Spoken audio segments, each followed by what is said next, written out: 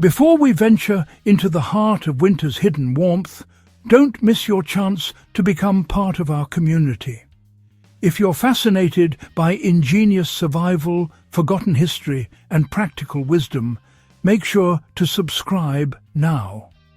Click the bell icon so you never miss a story that sheds light on the resourcefulness of the past and inspires your present. Your journey into the secrets of warmth begins here. In the heart of winter, the world falls silent beneath a blanket of snow.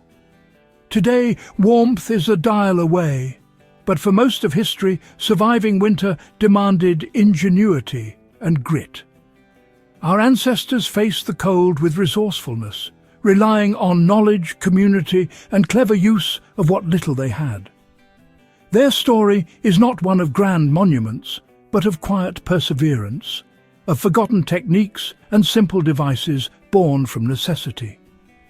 These methods, forged in hardship, reveal a deeper kind of achievement, a connection to the basics of warmth and energy, often lost in our age of abundance.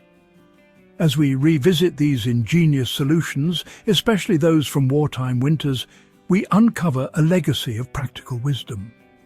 This journey reminds us, survival is less about tools and more about timeless knowledge.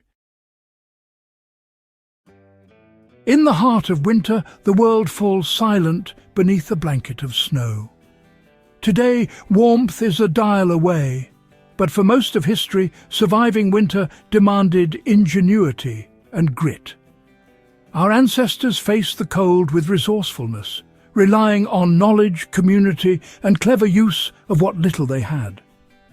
Their story is not one of grand monuments, but of quiet perseverance, of forgotten techniques and simple devices born from necessity.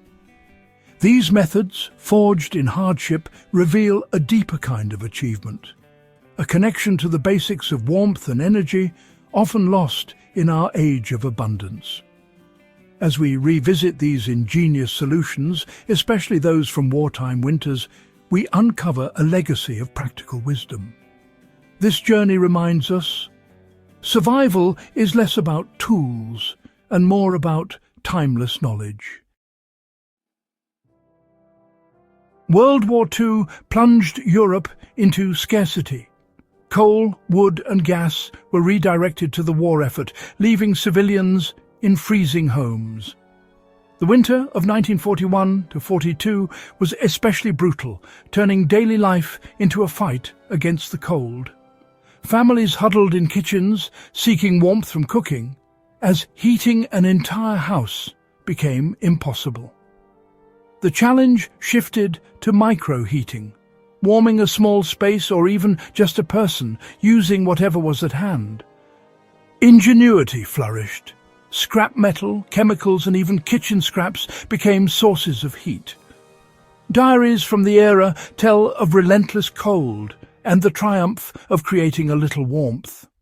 A homemade heater was more than comfort. It was hope, defiance and survival. Surviving fuel-less winters meant understanding the science of heat. Without wood or coal, people turned to exothermic reactions, chemical processes that release heat. Calcium carbide, common in bicycle lamps, reacts with water to produce acetylene gas and heat. Controlled, this reaction became a safe, steady heat source. Another method used iron filings, salt and moisture to accelerate oxidation, generating warmth for hours. These were bottled forms of energy, practical chemistry for survival. The real challenge was controlling these reactions safely and efficiently. Simple science, applied with care, became a matter of life and death. The Hindenburg Light was a simple, fat-fueled stove, a staple in German homes and shelters. Made from a tin filled with rendered animal fat and a cloth wick, it burned slowly, providing hours of gentle heat. These lights were crafted from kitchen scraps and everyday items. No special tools required. While one couldn't heat a room, several could warm hands, heat soup, or create a cosy space under a blanket-draped table. They turned waste into a precious resource, embodying wartime ingenuity. In air raid shelters, their faint glow was more than warmth. It was comfort and resilience. The Hindenburg light was a flicker of hope in the darkness. It showed that even the simplest solutions could make a difference. Generating heat was only half the battle. Keeping it was just as vital. Insulation and heat retention became survival skills. Families created microclimates like the table tent, a blanket-draped table with a small heat source underneath. Layered clothing trapped air, turning every shirt and coat into insulation. Newspapers stuffed in clothes or under mattresses added extra warmth. Drafts were sealed with rags, cardboard or blackout curtains, every gap meticulously plugged. These small acts made a little heat go a long way. Attention to detail was the difference between comfort and cold. The lessons of wartime winters remain relevant in our uncertain world. Power outages and disasters can leave us as vulnerable as our ancestors. Modern survival kits use the same principles: chemical hand warmers, insulation, microclimates.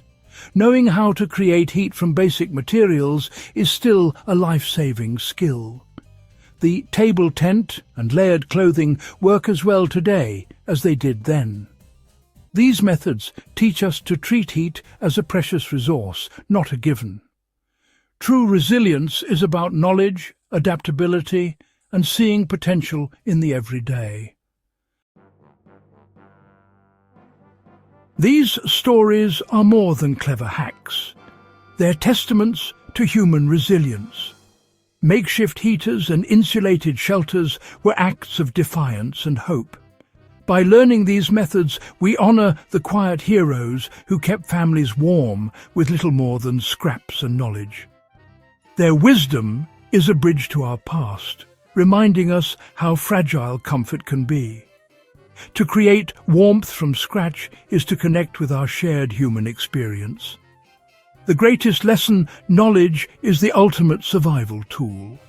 By preserving this legacy, we equip ourselves for whatever the future holds.